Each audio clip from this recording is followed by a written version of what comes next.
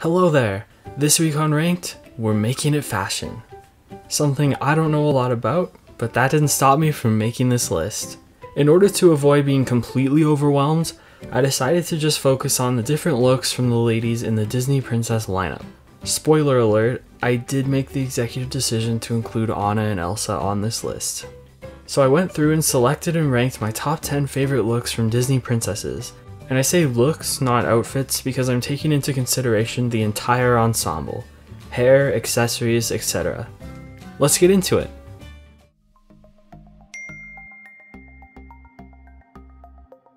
I have one honorable mention, and that is Ariel in the makeshift sail dress.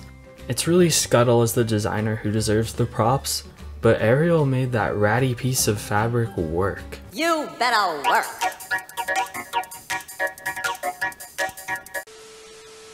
Number 10.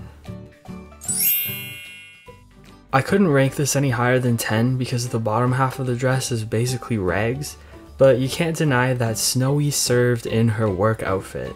The top of the dress is cute, she's accessorizing with that bow, and the very best part of this look is 100% those clogs. They really make this look stand out to me and pull the whole thing together. I love the muted tones of the colors she's wearing, and she even matched her bow to the colors of the patches on her dress. Number 9. I think the answer to the notorious blue or pink dress debate in Sleeping Beauty is obvious. Merriweather knew what was up because the blue looks so much better. For starters, it's easier on the eyes, but I also feel like blue suits the elegant royal vibe that Aurora needs for her princess getup. The dress is simple enough to not be overwhelming, but it has nice elements like the pointed winged collar and subtly different shades of blue on different parts of the dress. Her tiara is small and tasteful, and her hair looks fantastic, as is always the case with Aurora. Number 8. Pocahontas only has this one look in her movie, but it's a good one. Her dress is simple, but it has great details, like the tassels and the one shoulder moment. Her necklace is probably my favorite part of the look. I like the style, and the color really pops in contrast to the tan color of her dress. I know a tattoo isn't an accessory, but it helps pull Polka's whole look together while also making her look pretty cool. Her long dark hair is beautiful and also contrasts well against her light colored dress. Number 7. Who knew King Triton was such a designer? When he turned Ariel back into a human, he didn't have to include a gorgeous outfit along with it. And yet, he did. What a great dress. It's really simple, but the shape and color is nice, and of course, the best part about it is just how sparkly it is. It's almost glimmering the way that the setting sun shines off the ocean, which is entirely appropriate for the former mermaid. There aren't any accessories for this look, but it doesn't need any. Ariel's hair is almost an accessory in and of itself anyways, so there you go. Ariel should have just repurposed this as her wedding dress, because no offense girl, but that shit was ugly. Number 6. Princess Jasmine wins for achieving a fit that looks this stylish while also looking extremely comfortable. Her pants and her hair are both quite voluminous, so her small top and shoes help balance everything out. My favorite thing about this look is definitely the color, and the way her headband matches the rest of the outfit. And Jazzy knows how to accessorize. The gold earrings are big and bold, her shoes and necklace match, and they're both very simple and don't distract. Her hairstyle is awesome, and I especially love the big sapphire flexing right on top of her head. Number 5. Exquisite architecture and fashion designer skills apparently come along with Elsa's ice powers. Look at this thing, and she designed it on the spot. She willed it into existence. This dress looks gorgeous with its intricate design and details, and let's take a moment for that grand flowing cape. One moment. This dress looks awesome, but is also a symbol for Elsa's freedom from repressing herself. This look is more than just visually appealing, because it's Elsa getting to experience self-expression for the first time. I love the dress, I love the braid, and I love that it all comes together to represent her freedom. Number 4. Okay, who gave Miss Tiana the right? I guess it was Dr. Vasilier in this case, but that's besides the point.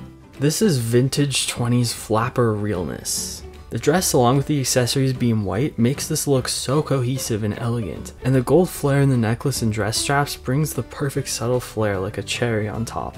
I love how big the shawl is too. The fact that this was the look Tiana imagined for herself in the future she dreamed of matches her great taste and ambition. She just looks fantastic. I kinda wish she'd walk around New Orleans Square in the parks like this. Number 3. Classic is really the only word for this. The fairy godmother knew. She knew.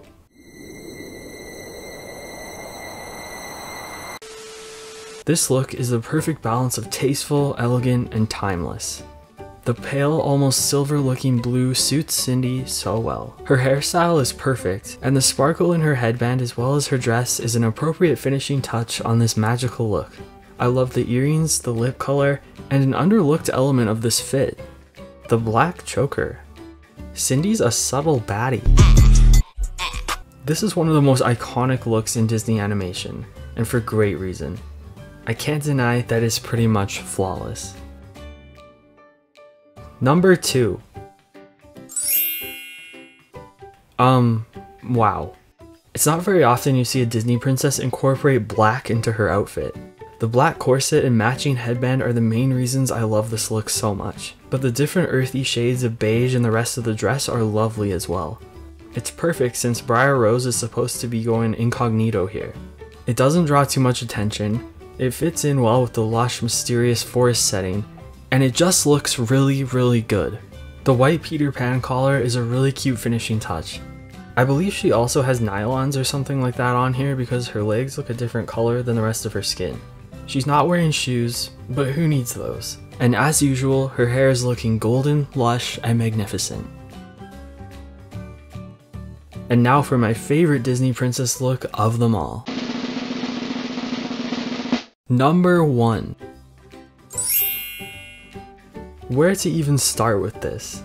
It was the only winter outfit Oaken had in his shop, and it just so happened to be Anna's size and look spectacular. The best part of this look is far and away the colors. That deep magenta in the cape and hat, delicious. And the blue skirt contrasted perfectly. These colors also pop so nicely against the snow in the movie. And if you notice, the bodice of the dress here is black. It looks pretty reminiscent of Briar Rose's black corset, so it's an automatic win for me.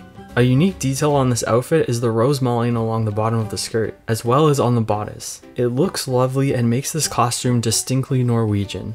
This is the sort of attention to detail that you love to see. Her black boots tie in with the black bodice, and the goldish trim is a nice touch. Anna's hair also stands out well against the colors and doesn't clash. Her mittens are a cute touch as well.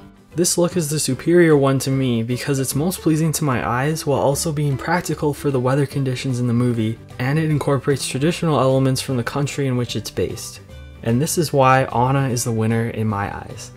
And that brings us to a close on this episode of Ranked. Thanks for going through this list with me, and be sure to let me know your favorite Disney princess look in the comments down below. There's definitely a lot to choose from. Hit like or subscribe if you enjoyed this content, and be sure to visit the channel to see more ranked videos along with trivia and video essays. The playlists are also linked in the description down below. Thanks so much for hanging out, and I'll see you next time.